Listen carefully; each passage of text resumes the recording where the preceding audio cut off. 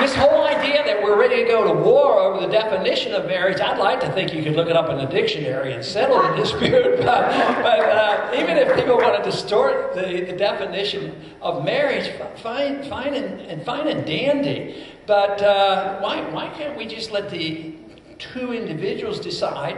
Why can't we have the concept of contracts take care of it? And why can't we let our churches be involved? And then we don't even have to debate this issue.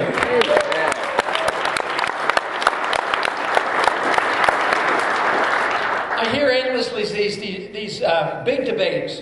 You know, what kind of books should we have in the public schools?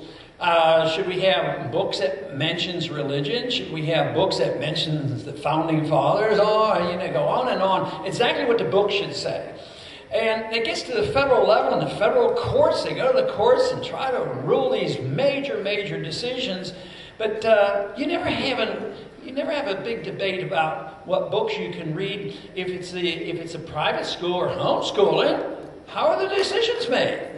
You know, by private individuals and by private choices. And some of the books might not be as good as other books. But certainly we don't want a system that is monolithic where some judge or some Congress can dictate this. And this is a consequence of us failing as a people to keep our government just from expanding massively, controlling us, and taking over the educational system. You know, and the good conservatives said, no, we need to shrink the size of the Department of Education. Oh yeah, shrink the size, so we put them in and they finally get charged, and they double the size of the Department of Education. I would say that the proper position to make sure that we move back in the directions where parents make the decision about education is make sure we don't have a Department of Education.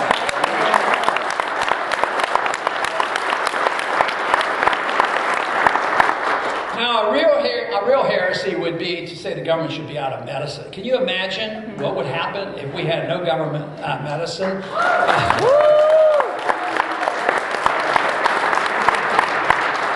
I practiced medicine in a few years where there was very little government medicine. In the early '60s, as I finished medical school, we didn't have Medicaid, and there was very little government medicine involved. Maybe veterans care and a few other things. It's probably 65%.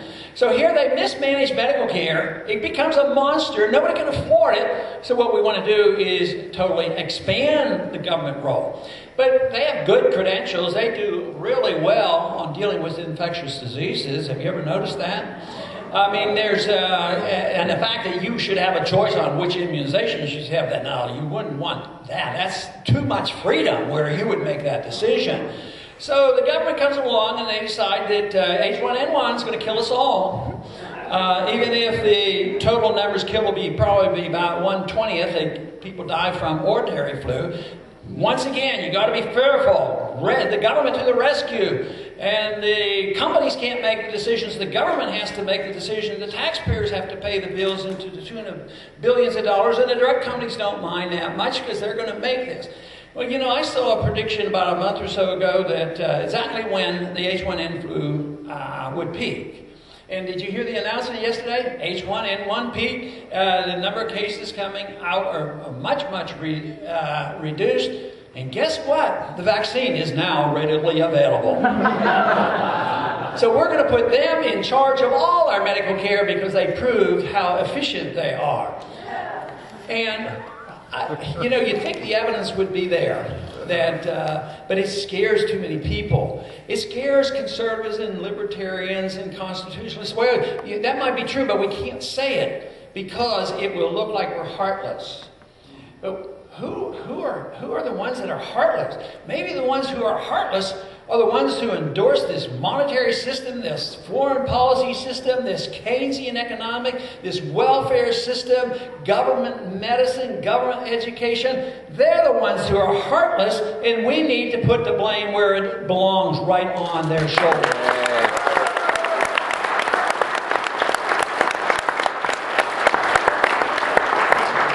A lot of times I'm asked, how long do you think it'll be till we have, a major crisis where we'll have to make a decision? And I have no idea. I do know that if you look at it as if it were a building, there's no foundation to what we have. There's no foundation to our financial structure. There's no common sense or a foundation or purpose to our foreign policy. And there's no real good common sense about the protection of our civil liberties. So the foundation has eroded, and it's and our building, our society, and our government is sitting there, but it won't take a whole lot to knock it down. So what I hope for and work for is to promote our message, to promote the ideas that are so important. And how you promote them, to me, is irrelevant. Some think you shouldn't even be involved in politics. I could care less. Because sometimes I don't see myself in politics. I didn't enter politics for the purpose of being in office. I get so many young people come to my office. Oh, we like what you're doing. I like your message. How can I get involved? I want to be a congressman. I said, the most important thing I can tell you is don't set that as a goal.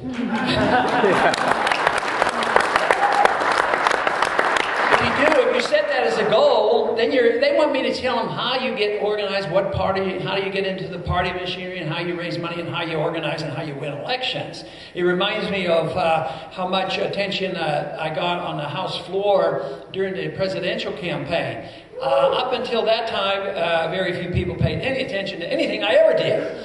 But in the presidential campaign, they didn't say, boy, your ideas are really catching on. Tell me about that. Explain to me about A, B, and C. No, they would come and they would sit down and they say, tell me how you raised that much money. They want the technique. They thought I was an expert on the internet. I said, no. One time somebody sat down beside me, and I should have done it, and somebody told me, yes, you should have. But we were sitting there and voting, and it was one of those bills where, on occasion I voted by myself. Did you ever notice that? Oh, you gotta applaud that. So the vote was up on the board. It was one red light. It was 430 to 1. And the congressperson sat down and talked to me and said, tell me how you raise that money. And I tried to, say, well, it isn't, I don't know that much about the internet. It's spontaneous in the grassroots. But I should have pointed out, maybe that has something to do with it.